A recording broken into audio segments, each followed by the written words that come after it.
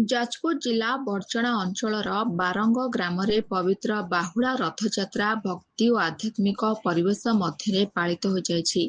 ପ୍ରଥମେ ବିଧିବିଧାନ ଅନୁଯାୟୀ ପ୍ରଭୁ ଜଗନ୍ନାଥଙ୍କର ସମସ୍ତ ନୀତିକାନ୍ତି ସମ୍ପନ୍ନ କରାଯାଇଥିଲା। ଏହାପରେ ପ୍ରଭୁଙ୍କୁ ସୁସଜ୍ଜିତ ରଥରେ ବିରାଜମାନ କରାଇ ବାହୁଡ଼ା ଯାତ୍ରା ଆରମ୍ଭ ହୋଇଥିଲା। ଏହି ଆୟୋଜନକୁ ସଫଳ କରିବାରେ ଲିପୁ ନନା, ସତ୍ୟମ ଦାସ ଓ ଗ୍ରାମର ସମସ୍ତ ଭକ୍ତ ଓ ସ୍ୱେଚ୍ଛାସେବୀଙ୍କ ଉଲ୍ଲେଖନୀୟ ସହଯୋଗ ରହିଥିଲା। ରଥ ଟାଣିବା ସମୟରେ କୁନି କୁନି ପିଲାମାନେ ଜୟ ଜଗନ୍ନାଥ ଧ୍ୱନି ଦେଇ ସମଗ୍ର ପରିବେଶକୁ ଭକ୍ତିମୟ କରିଥିଲେ। ଭକ୍ତମାନଙ୍କ ଉତ୍ସାହ ଓ ଶ୍ରଦ୍ଧା ରଥଯାତ୍ରାକୁ ଅଧିକ ଆକର୍ଷଣୀୟ କରିଥିଲା। ବାରଙ୍ଗ ତଳସାହିରୁ ପ୍ରଭୁ ଜଗନ୍ନାଥ ମିନି କେଦାରନାଥ ପର୍ଯ୍ୟନ୍ତ ବିଜେ କରିଥିବା ବେଳେ ବହୁ ସଂଖ୍ୟକ ଭକ୍ତ ରାସ୍ତାର ଉଭୟ ପାର୍ଶ୍ୱରେ ଛିଡ଼ା ହୋଇ ପ୍ରଭୁଙ୍କ ଦର୍ଶନ କରିଥିଲେ। ବାହୁଡ଼ା ଯାତ୍ରା ଅବସରରେ ପ୍ରଭୁ ଜଗନ୍ନାଥ ପୁନର୍ବାର ନିଜ ପବିତ୍ର ପୀଠକୁ ବିଜେ କରିଥିଲେ। ସମଗ୍ର ଉତ୍ସବ ଶାନ୍ତି, ଶୃଙ୍ଖଳା ଓ ଭକ୍ତିପୂର୍ଣ୍ଣ ପରିବେଶ ମଧ୍ୟରେ ସଫଳତାର ସହିତ ସମ୍ପନ୍ନ ହୋଇଥିଲା।